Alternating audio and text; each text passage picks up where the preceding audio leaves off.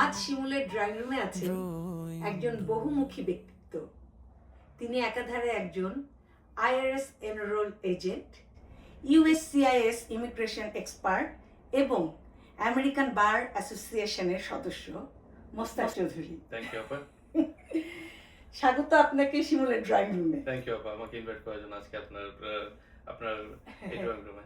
Thank you. হ্যাঁ, thank you. কেমন আছেন আপনি? আছি, খুব ভালো আছি। আপনি কেমন আছেন? আমিও খুব ভালো আছি। আপনাকে দেখে তো কারণ আপনার কাছ থেকে আমি আজকে অনেক কিছু জানতে পারবো। ট্যাক্স সিজন চলতেছে, জি। ট্যাক্স ফাইলের ডেডলাইন মানে শেষ কবে? আজকে তো আমরা চলতেছে মার্চের 13 তারিখ। আমাদের ট্যাক্স ফাইলিং এর ডেডলাইন চলে আসছে এপ্রিলের 15 তারিখে। এটা হলো ইন্ডিভিজুয়ালদের জন্য। বাট যারা মনে করেন পার্টনারশিপ বা এস কর্প যারা ফাইল করে তাদের জন্য হলো মার্চ 15 which is এই সানডেতে, মার্চের 15 তারিখে। সো তাদের আর 2 দিন বাকি আছে। বাট যারা ইন্ডিভিজুয়ালি যারা ফাইল করতেছে আমরা বা রেগুলার যারা ম্যাস পপুলেশন তাদের জন্য টাইম হলো এপ্রিলের 15 তারিখ পর্যন্ত। ও, তাহলে তো আর সময় নাই। সময় নেই, less like almost a month, less than month. Plus Eid মিলে তো সময় তো এক সপ্তাহ এমনি চলে যাচ্ছে। হ্যাঁ, সেটাই। খুবই ক্রাঞ্চ টাইম এখন। হ্যাঁ, সেটাই। সবার তো তাহলে তো খুব তাড়াতাড়ি করা উচিত। খুব তাড়াতাড়ি করতে হবে, বিকজ একে তো আপনাদের অনেকে দেখা যাচ্ছে যে কাগজপত্র সবকিছু রেডি করা বা আসবে করে আসা হচ্ছে না। রোজার জন্য ইফতারের পরে মানে নামাজ পড়তে হবে, ওইটার জন্য অনেক ব্যাকআপ হয়ে গেছে অনেকে। বাট রোজার পরে as fast as they could ওদের করা দরকার, বিকজ সময় কিন্তু বেশি নেই। কারণ এপ্রিলের 15 তারিখের পরে নট জাস্ট আপনার ট্যাক্স ফাইল ডেডলাইন, তারপর থেকে যদি আপনার কোনো টাকা দেওয়া লাগে প্রত্যেক দিনের উপর কিন্তু আপনার ইন্টারেস্ট পেনাল্টি কাউন্ট হচ্ছে পেমেন্টের উপরে। সো এটা জাস্ট ট্যাক্স ফাইলিং করে দিলাম, দ্যাটস নট দ্য কেস। আপনি রিফান্ড পেলে দ্যাটস ফাইন। আপনি রিফান্ড যদি পান এপ্রিলের 15 কেন আপনি অক্টোবরেও করেন, কোনো সমস্যা নেই, আপনি তো টাকা ফেরত পাচ্ছেন। যাদের টাকা দিতে হবে এপ্রিলের 15 তারিখের পর থেকে প্রত্যেক দিনের জন্য আপনার ইন্টারেস্ট পেনাল্টি কাউন্ট হচ্ছে। সো ইটস নট জাস্ট আপনি রেগুলারটা দিচ্ছেন আপনার ইন্টারেস্ট পেনাল্টি পরে আবার পাশে মেল চলে আসবে আপনার কাছে। So those are the things that really needs to keep an eye on, যে শুধু ট্যাক্স ফাইলিং না, আমরা ফাইলিংটা কি ঠিকঠাক মতো করতেছি, আর যদি না করতে পারি টাইমে at least get an extension হলে আপনি এপ্রিলেরটা আপনি অক্টোবর পর্যন্ত করতে পারবেন। But at the same time একটা জিনিস যেটা অনেকে আমরা বলতে ভুলে যাই সবাইকে, যখন আপনি এক্সটেনশন করতেছেন এটা মানে এটা না আপনি পেমেন্ট আপনি পরে দিতে পারবেন। পেমেন্ট আপনি আগেই করতে হবে, কাউন্ট হচ্ছে আপনি ইন্টারেস্ট পেনাল্টি, জাস্ট ফাইলিংটা আপনি এক্সটেন্ড করলেন অক্টোবর 15 তারিখের মধ্যে। এটা একটা মিসকনসেপশন আমাদের বাঙালি কমিউনিটির মধ্যে, যে না ঠিক আছে আমি তো এক্সটেনশন করছি, এখন দিতে হবে না, আমি অক্টোবর 15 তারিখের মধ্যে দিলেই হবে। পেমেন্ট আপনার বাট অ্যাড হচ্ছে, আপনার ইন্টারেস্ট পেনাল্টি অ্যাড হচ্ছে, আপনি এখন দেন বা পরে দেন। ফাইলিংটা আপনি করতেছেন অক্টোবর 15 তারিখে, কোনো এক্সট্রা কোনো ফিস দেওয়া লাগতেছে না পেনাল্টি, ওটার জন্য আর কি। তো এই জিনিসটা মাথায় রাখতে হবে। আচ্ছা, আমাদের এখানে তো অনেকে উবার লিফট করছে, তাদের জন্য এই ট্যাক্স ফাইলের সুবিধাটা কি কি? উবার লিফট যারা করছেন তাদের জন্য অনেক সুবিধা আছে যদি ওনারা জানেন কিভাবে অ্যাডভান্টেজ নিতে হয়। সো ফর এক্সাম্পল আমি একটা আপনাকে ডিফারেন্স পার্থক্য দিলে বুঝবেন আপনি। মনে করেন একজন W2 তে কাজ করতেছেন আর একজন সেলফ এমপ্লয়েড বা উবার লিফট যেটাই হোক। আমরা যখন W2 তে কেউ কাজ করি, W2 থেকে আপনার ট্যাক্স কাটার পরে আপনি টাকাটা আপনার ব্যাংক অ্যাকাউন্টে পাচ্ছেন, সেটা দিয়ে আপনি আপনার ঘরের সব খরচ চালাচ্ছেন। যারা সেলফ এমপ্লয়েড বা 1099 এ কাজ করতেছে, এটা উবার হোক, লিফট হোক, সাইড গিগ যেটাই হোক, আপনার ইনকাম থেকে আগে আপনি আপনার খরচ কাটাচ্ছেন, খরচ কাটানোর পর যদি আপনার লাভ থাকে লাভের উপর আপনি ট্যাক্স দিবেন। লস থাকলে কোনো ট্যাক্স নাই, লাভ থাকলে ট্যাক্স দিবেন। এই জিনিসটা খুবই সিম্পল বুঝে, দ্যাটস ওয়াই মানুষ কনফিউজ হয় না আমি মুস্তাক ভাই আমি কি W2 নিব না 1099। এটা ডিপেন্ড করে আপনার আন্ডারস্ট্যান্ডিং উপর, আপনি কিভাবে ফাইন্যান্সটা ম্যানেজ করেন। কিছু মানুষের কথা হলো না আমি মাসের শেষে যে টাকা পাচ্ছি আমি জানি টাকার মধ্যে আমার ঘর চালাতে হবে, আমার মুখে হইতে। আবার অনেকে বলে না আমার আমি খরচ কাটাবো, খরচ কাটানোর পরে আমার মধ্যে একটা এন্টারপ্রেনারশিপ আছে, আমি নিজে কিছু করতে চাই, তাদের জন্য 1099। তখন আপনি খরচ টরচ বাদ দিয়ে লাভের উপর আপনি ট্যাক্স দিবেন। যদি আপনার লস থাকে, লসে কোনো ট্যাক্স নাই। ভালোই তো। আর উবার লিফটের জন্য মেইন কিছু ডিডাকশন যেটা তারা পায়, আপনি উবার লিফটের জন্য যে গ্যাসের খরচ দিচ্ছেন, গ্যাসের টাকা আপনার বাদ যাবে, আপনার টোল বাদ যাচ্ছে, গাড়ি যে রিপেয়ার করতেছেন সেটা বাদ যাচ্ছে, অয়েল চেঞ্জ বাদ যাচ্ছে। তারপর আপনার যদি গাড়ি আপনি ফাইন্যান্স করে থাকেন, ফাইন্যান্স করলে আপনি ফাইন্যান্স পেমেন্টটা বাদ করতে পারতেন, অথবা আপনি ডেপ্রিশিয়েট করতে পারতেছেন। ডেপ্রিশিয়েটটা হলো যখন আপনি যে গাড়িটা কিনলেন, আপনি এই গাড়িটাকে আপনি 5 বছরে ইকুয়াল ইনস্টলমেন্টে মানে 20% করে আপনি কাটাতে পারেন। সো ফর এক্সাম্পল আমি গাড়ি কিনলাম, মনে করেন লেটস সে আপনি গাড়ি কিনলেন 50,000 টাকার একটা গাড়ি, 5 বছরে 10,000 করে আপনি 5 বছরে গাড়ির ভ্যালুটা রিকুপ করবেন আপনার ট্যাক্সে। আপনি মনে করেন 50,000 টাকা ইনকাম করলেন, গাড়ির খরচ গেল আপনার 10,000, গাড়ি ডেপ্রিসিয়েশন, আপনার খাওয়ার খরচ গেল, আপনার গ্যাসের খরচ, অয়েল চেঞ্জ, তারপর টোল সব বাদ দিয়ে দেখালো আপনার রয়ে গেল 4,000 টাকা। এই 4,000 টাকার উপর আপনি ট্যাক্স পে করবেন। যদি আপনার মাইনাসে চলে আসে, মাইনাসে কোনো ট্যাক্স নেই, আপনি লসে রান করতেছেন। সেখানে অনেক অ্যাডভান্টেজ থাকে। ইটস জাস্ট ম্যাটার অফ বুঝার উপর যে আপনি কোনটা নিতে পারতেছেন। আর কিছু জিনিস আপনাদের ডকুমেন্টেশন খুব ম্যাটার করে, because as an enrol agent আমরা যখন আইআরএস এর কথা বলি, যদি আপনাদের কারো কোনো অডিট আসে, তখন আমরা ফেস করতেছি অডিটে, ফেডারেল অডিট হোক বা স্টেট অডিট হোক, তখন কয়েকটা জিনিস যারা জিজ্ঞেস করতে চায় যে আপনি যে মাইলেজটা নিচ্ছেন উবারে, যে আমি বললাম যে আমি সারা বছরে 50,000 মাইল চালালাম বা 70,000 মাইল আমি ড্রাইভ করলাম, এটার রেকর্ডটা কি? কিছু আপনি পাচ্ছেন উবার থেকে, লিফট থেকে, আর কিছু আপনি নিজেও মেনটেন করতে হয় যে আমি আজকে সকাল 8টার সময় বার হলাম, রাতে 10টার সময় আসছি, কত মাইল চালালাম। একটা যদি এক্সেল স্প্রেডশিট মেনটেন করে, that's more than enough audit cover করার জন্য, অডিটে ফাইট করার জন্য, এইসবের জন্য। আচ্ছা আচ্ছা, মানে এখানে যারা কাজ করে তাদের জন্য ট্যাক্স ফাইলের কোনো সুবিধা আছে কিনা? যেমন অনেকেই দেখা যায় বাচ্চা ন্যানির কাছে রেখে আসে, বাবা মা কাজ করে, ওনাদের জন্য স্পেশাল কিংবা কোনো ট্যাক্স ফাইলের? শিওর, এটাতে অ্যাডভান্টেজটা যেটা হলো, এটাকে বলে child and dependent care credit. Dependent care credit হলো তাদের জন্য, যদি আপনার বাচ্চাকে যদি আপনি টেক কেয়ারে পাঠান বা কোনো ন্যানি আপনার বাচ্চাকে টেক কেয়ার করতেছে, আপনি সারা বছরে যে টাকাটা ওনাদেরকে পে করতেছেন, আপনি যদি একটা রেকর্ড রাখেন, ওইটার উপর একটা পার্সেন্টেজ আপনি আপনার ট্যাক্সের ক্রেডিট হিসেবে নিতে পারেন। সো ফর এক্সাম্পল, মনে করেন আমার বাচ্চাকে আমি কাজ করতে, ওয়াইফ কাজ করতেছে, বাচ্চার জন্য ন্যানি রাখা আছে, আমার ইনফরমেশন যেগুলো লাগবে, আমার যে টেক কেয়ার করতে তার নাম লাগবে, তার সোশ্যাল, আর উনি টেক কেয়ার করতেছে কোথায়, আপনার বাসায় নাকি উনার বাসায়, আর আপনি কত টাকা দিলেন সারা বছরে, ওইটার উপরে আপনি একটা পার্সেন্টেজ আপনি আপনার ট্যাক্সের ক্রেডিট হিসেবে নিতে পারবেন as a dependent care credit. এটা আপনার আপনি আফটার স্কুল হতে পারে, ন্যানি হতে পারে, বা যে কোনো কিছু, as long someone is taking care of the child, যাতে আপনি ফুল টাইম কাজ করতে পারেন। অ্যাডভান্টেজটা দেওয়া হলো গভর্নমেন্ট থেকে, যাতে কোনো ফ্যামিলি যদি কাজ করতে চায়, বাচ্চার যাতে অসুবিধা না হয়, সেম টাইম আপনিও জানেন আপনি একটা ক্রেডিট পাচ্ছেন, একটা সার্টেন পোরশন আপনার ক্রেডিট আসতেছে। এখন এই ক্রেডিটটা একটু বুঝতে হবে যে এই ক্রেডিটটা কিন্তু আপনার পকেটে রিফান্ড আসতেছে না, এটা আপনার ট্যাক্স লায়াবিলিটিটা কমায় দিচ্ছে। আচ্ছা, এটা মিনিংটা হলো ট্যাক্সে কিন্তু দুই ধরনের ট্যাক্স, একটা হলো ডিডাকশন, একটা হলো ক্রেডিট। ডিডাকশন রিডিউসেস আপনার ট্যাক্সেবল ইনকাম, আর credit reduces your tax liability. আচ্ছা, লায়াবিলিটি যত কমবে, তার মানে আপনার রিফান্ড পাওয়ার চান্সটা তত বাড়তেছে। ওকে, সো আপনার যে ক্রেডিটের কথা বলতে, ক্রেডিটটা আপনার লায়াবিলিটি কমায় দিচ্ছে। আপনি যদি মনে করেন 2,000 টাকা ট্যাক্স দেওয়ার কথা, এখান থেকে মনে করেন আপনি 600 টাকা ক্রেডিট পেলেন, এখন আপনার দিতে হবে 1,400 টাকা। আপনি দিচ্ছেন সারা বছর 3,000 টাকা, 1,400 মাইনাস 3,000, 1,600 টাকা আমি রিফান্ড পাচ্ছি। এটা হলো ডিফারেন্স। ক্রেডিট আর ডিডাকশনটা খুব ভালোভাবে বুঝতে হবে, কারণ আমরা ভাবি কি ও আমি তো এটা কমাইছি, তার মানে পুরো টাকাটাই মনে পাই, এটাতে আপনার লায়াবিলিটি কমতেছে। লায়াবিলিটি কমা মানে আপনার রিফান্ড পাওয়ার অপরচুনিটিটা বেড়ে গেল। আচ্ছা ভাইয়া, অনেকে মনে করে ট্যাক্স ফাইল করা মানে শুধু টাকা দেওয়া, কিন্তু ইমিগ্রেশন স্ট্যাটাস ঠিক রাখতে সঠিকভাবে ট্যাক্স রিটার্ন জমা দেওয়ার কতটা জরুরি? 100% ইম্পর্টেন্ট। কেন ইম্পর্টেন্ট? স্পেশালি এখনের যে সিচুয়েশন চলতেছে আন্ডার দ্য ট্রাম্প অ্যাডমিনিস্ট্রেশন, আপনি যখন সিটিজেনশিপের জন্য যাবেন, ওখানে স্পেসিফিকলি কোয়েশ্চেনই থাকে যে আপনি লাস্ট 5 ইয়ার্স আপনার ট্যাক্স ফাইল কি কমপ্লিট ছিল কিনা। এটা স্পেসিফিকলি কোয়েশ্চেন এন্ড 400 এর মধ্যে আছে, প্লাস আপনার ইন্টারভিউতে আপনাকে জিজ্ঞেস করবে, অনেক সময় ওদেরকে বলা হয় যে সাথে নিয়ে যাওয়ার জন্য ট্যাক্স ট্রান্সক্রিপ্ট, যেটাকে বলি ট্যাক্স রিটার্ন হলো যেটা আপনি ফাইল করতেছেন, আইআরএস থেকে যখন আপনি কপিটা আনবেন, এটাকে বলে ট্যাক্স ট্রান্সক্রিপ্ট। ওইটা অনেক সময় দেখা যাচ্ছে এখন ইউএসসিএস চাচ্ছে যে আপনি ইন্টারভিউর সময় ট্যাক্স ট্রান্সক্রিপ্টটা নিয়ে যাওয়ার জন্য। এখন যেহেতু আমরা ইমিগ্রেশন নিয়ে কথা বলতেছি, ট্যাক্স ফাইলিংটা শুধু আপনি যে গ্রিন কার্ড হোল্ডার হলে বা সিটিজেন হলে ট্যাক্স ফাইলিং করবেন, নট নেসেসারিলি। আপনার যারা আমরা এখানে অ্যাসাইলাম এ যারা আছে তারাও ট্যাক্স ফাইল করতে পারে, যারা F1 আছে তাদের যদি ইনকাম থেকে থাকে তারাও ট্যাক্স ফাইল করবে, যারা J1 ভিসাতে আছে তাদেরও ট্যাক্স ফাইল হয়। যখনই আপনার কোনো ইনকাম থাকবে আমেরিকাতে, আচ্ছা, you have to file a tax for that, regardless আপনি কোন স্ট্যাটাসে আছেন।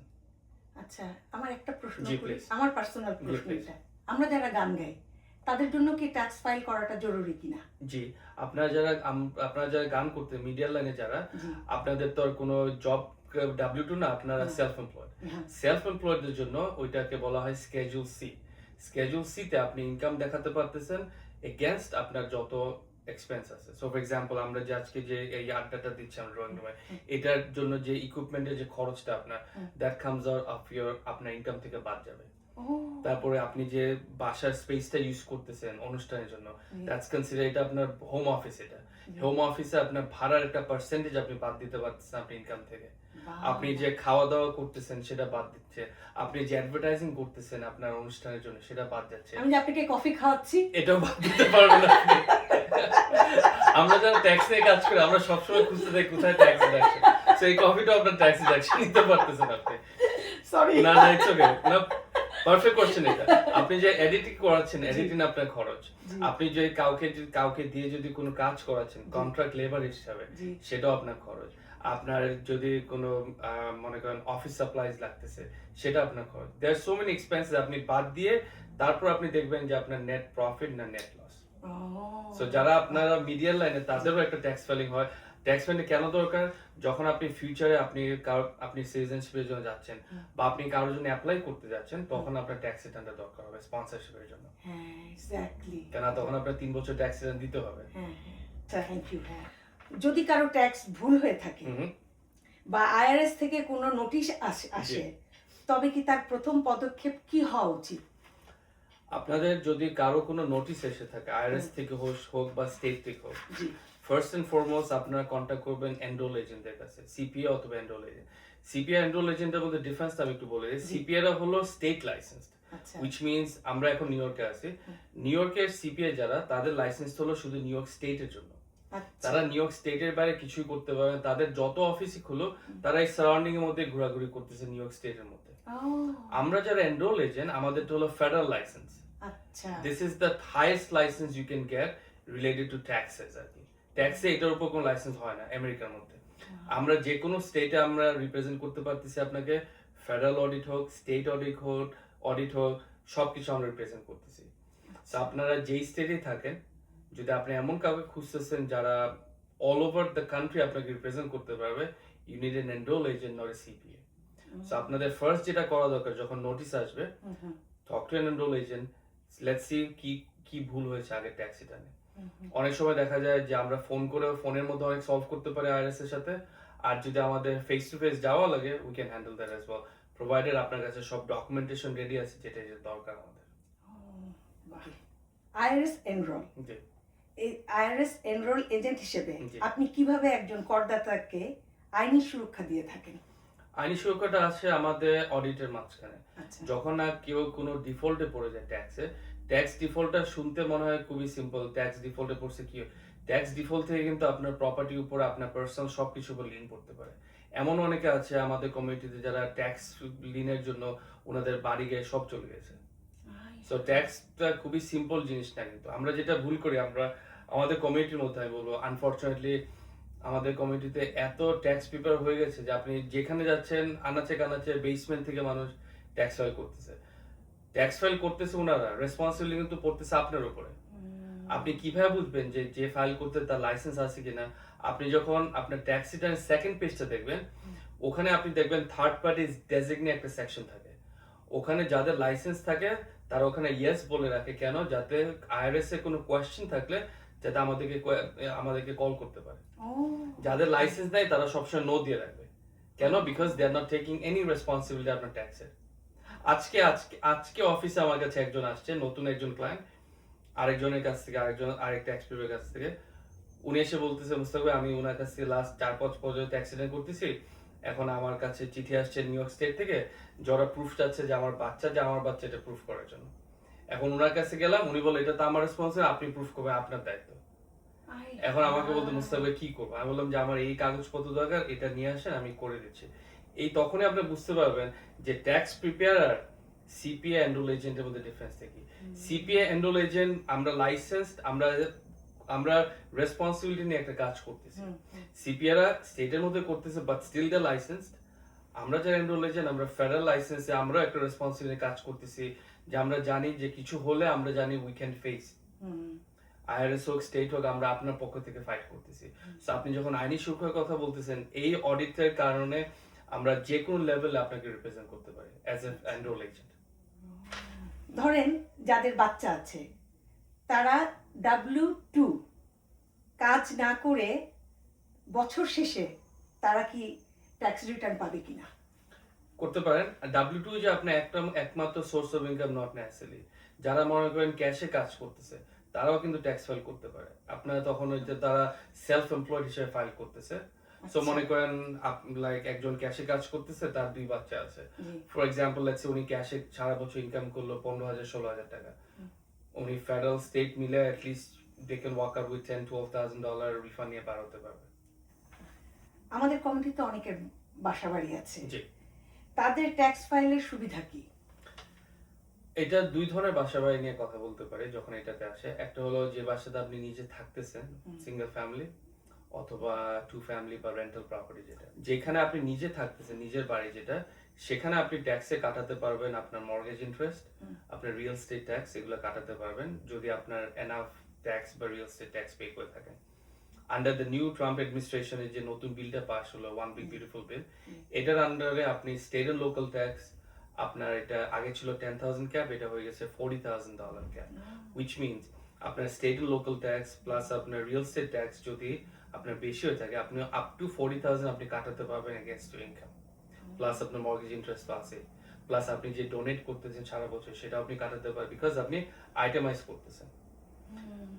অন দ্য আদার হ্যান্ড, যারা মনে করেন 2 ফ্যামিলি হাউস বা রেন্টাল প্রপার্টি, তাদের যে পার্টটা আপনি রেন্টে দিয়ে রাখছেন, আপনি 2 ফ্যামিলি মনে করেন একটা পার্টে আপনি থাকতেছেন, আরেকটা পার্টে আপনি ভাড়া দিয়ে রাখছেন, ওই বিল্ডিং এর হাফ অংশ আপনি ডেপ্রিশিয়েট করতে পারবেন। ওই বিল্ডিং এর হাফ অংশতে যে রিপেয়ার করতেছেন সেটা কাটাতে পারবেন এগেইনস্ট আপনার রেন্টাল ইনকামের উপরে। ওই পার্টে যে মর্গেজ যাচ্ছে, ইন্টারেস্ট যাচ্ছে, ক্লিনিং করতেছেন, সবকিছু আপনি কাটাতে পারতেছেন এগেইনস্ট ইউর ইনকাম। আর ডেপ্রিসিয়েশনটা হলো biggest paper loss. What do I mean by that? মনে করেন আপনি একটা বাসা কিনলেন $1 মিলিয়ন দিয়ে, যে 2 ফ্যামিলি হাউস যদি হোক বা ফুল রেন্টাল যেটাই হোক, ডেপ্রিসিয়েশনটা যেটা আপনি যদি $1 মিলিয়ন বাড়ি কিনে থাকেন 27 বছরে, so let's say for example $30,000 আপনার ডেপ্রিসিয়েশন আসে। সো আপনার সারা বছরে মনে করেন আপনি ভাড়া পেলেন 30,000 টাকা। 30,000 থেকে শুরুতেই 30,000 বাদ চলে গেল, বিকজ এটা হলো এক্সপেন্স আসতেছে, এটার এগেইনস্ট আপনার মর্গেজ যাচ্ছে, প্লাস আপনার রিয়েল এস্টেট যাচ্ছে।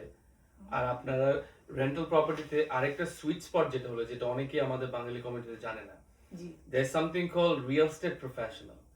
রিয়েল এস্টেট প্রফেশনাল জন্য আপনার রিয়েল এস্টেট এজেন্ট হতে হবে না।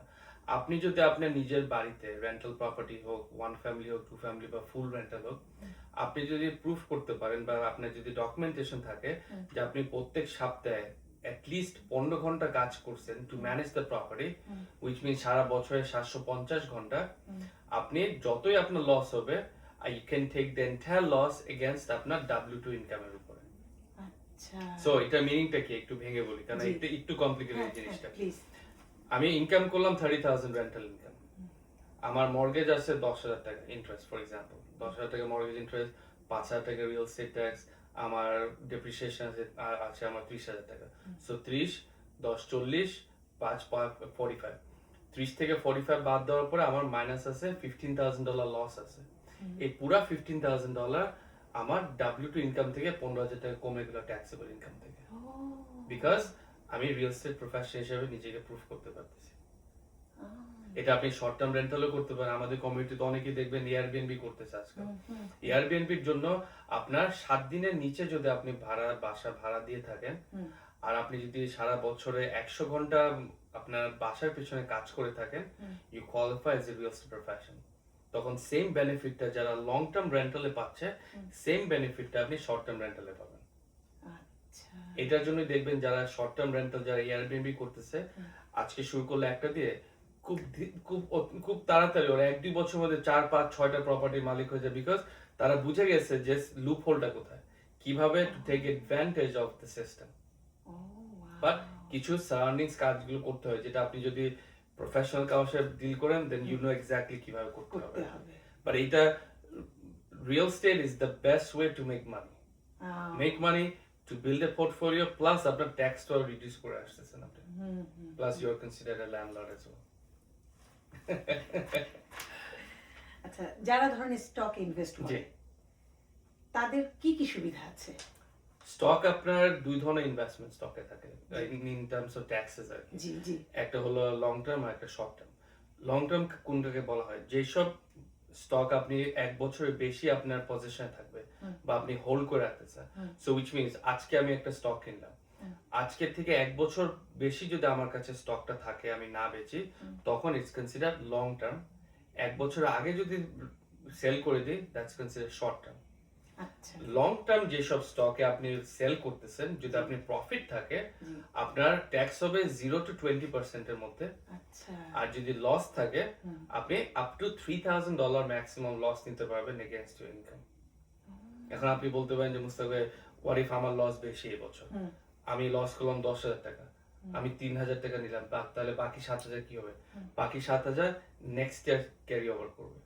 নেক্সট ইয়ার ট্যাক্স রিটার্নে আমি আরো 3,000 নিব, বাকি থাকলো আর 4,000, পরের বছর আবার 3,000, এরকম করে যত বছর পর্যন্ত আপনি প্রত্যেকটা লস রিকুপ না করতে পারবেন, এটা কন্টিনিউ আপনার সাথেই চলতে থাকবে, আপনার সাথে সাথে প্রত্যেকটা ইয়ারে চলতে থাকবে। দ্যাটস ওয়াই স্টকে লাভ করলে যে কোনো ট্যাক্স দিচ্ছেন, যদি কোনো কারণে লসও করেন, আপনি একটা বেনিফিট নিতে পারতেন because you are suffering the loss because of the market. তার মানে আপনার কথা শুনে মনে হলো অনেক সুযোগ সুবিধা আছে, অনেক সুযোগ সুবিধা আমরা অনেকেই জানি না। না থ্যাংক ইউ যে আপনি সুন্দর সুন্দর মানে বুঝায় বললেন আমার যারা দর্শকরা আছে তাদেরকে। আমরা একদম অনুষ্ঠানের শেষ পর্যায়ে, আপনাকে আমি শেষে যেটা বলতে চাই যে আমার দর্শকদের জন্য আপনার কোনো পরামর্শ। আমার পরামর্শ হবে, যারা আপনার এখনো ট্যাক্স ফাইল করেন নাই, খুব দ্রুত ট্যাক্স ফাইলটা করে ফেলেন। এপ্রিল 15 হলো ডেডলাইন ট্যাক্স ফাইলিং এর। আর আরেকটা লাস্ট পরামর্শ যেটা হবে, যার কাছে আপনারা যান, মেক শিওর করবেন they know what they doing, because ট্যাক্সটা এত সিম্পলও না। বিকজ একটা ছোটখাটো ভুল আপনার লাইফ লং এটা আপনার সাথে ক্যারি করবে, আপনার ইমিগ্রেশনে এফেক্ট করবে, আপনার ফিউচারে আপনি বাড়ি কিনতে গেলে এফেক্ট করবে। আর যদি অ্যামেন্ডমেন্ট করতে হয়, তখনও মেক শিওর করবেন আপনার যখন কোনো কারেকশন করতেছেন যে আপনার রাইট ডকুমেন্টস আপনার সাথে আছে কিনা। আর always deal with the professional, যাতে আপনার কখনো যদি কোনো সমস্যা হয়, আপনি জানেন কেউ একজন আছে যে আপনার পক্ষ থেকে আইআরএস অথবা স্টেটে ফাইট করতে পারবে। বিকজ এই জিনিসটা আমাদের কমিউনিটির মধ্যে এখন খুব বেশি হচ্ছে, যেখানে এত ট্যাক্স পে হয়ে গেছে যে আপনি আজকে ফেসবুকে দেখলাম যে 40 টাকা দিয়েও নাকি ট্যাক্স ফাইল হচ্ছে। তাহলে আপনি বুঝতে পারবেন যে সার্ভিস কি ধরনের পাচ্ছেন। এরকম ট্যাক্স ফাইলিং আপনি কি ধরনের সার্ভিস এক্সপেক্ট করতে পারেন। প্লাস আপনি ইনফরমেশন আপনি এমন এক জায়গায় দিচ্ছেন যে $40 আপনি ট্যাক্স ফাইল করতেছে, আপনার প্রাইভেসিটা কি মেইনটেইন করবে। সো আমার পরামর্শ হবে, be safe, make sure you do the right thing with the right people and take advantage of the tax system. আপনার অ্যাড্রেসটা একটু বলবেন? শিওর, আমার অ্যাড্রেস হলো 4216 28th Avenue, Astoria, New York 11103। আমার ফোন নাম্বার 347-416-3295। থ্যাংক ইউ আপা, thank you আমাকে invite করার জন্য। অবশ্যই অবশ্যই, এবং আপনি আবার আসতে হবে আমার কাছে, আর আপনার সাথে অনেক কথা আছে। আজকে আমার প্রোগ্রামটা খুব শর্ট প্রোগ্রাম, দ্যাটস ওয়াই আরো অনেক কথা ছিল আমার, সেগুলো আমি বলতে পারলাম না। অবশ্যই এটা ট্যাক্সের বাইরে, ইমিগ্রেশন নিয়ে আমরা আরেকদিন কথা বলবো ইনশাআল্লাহ। ওকে, দেখা হবে পরবর্তী পর্বে কোনো নতুন অতিথির গল্প নিয়ে। সেই পর্যন্ত সবাই ভালো থাকবেন। প্রাণের কথা, সুরের কথা, শিমুলের ড্রয়িং রুম।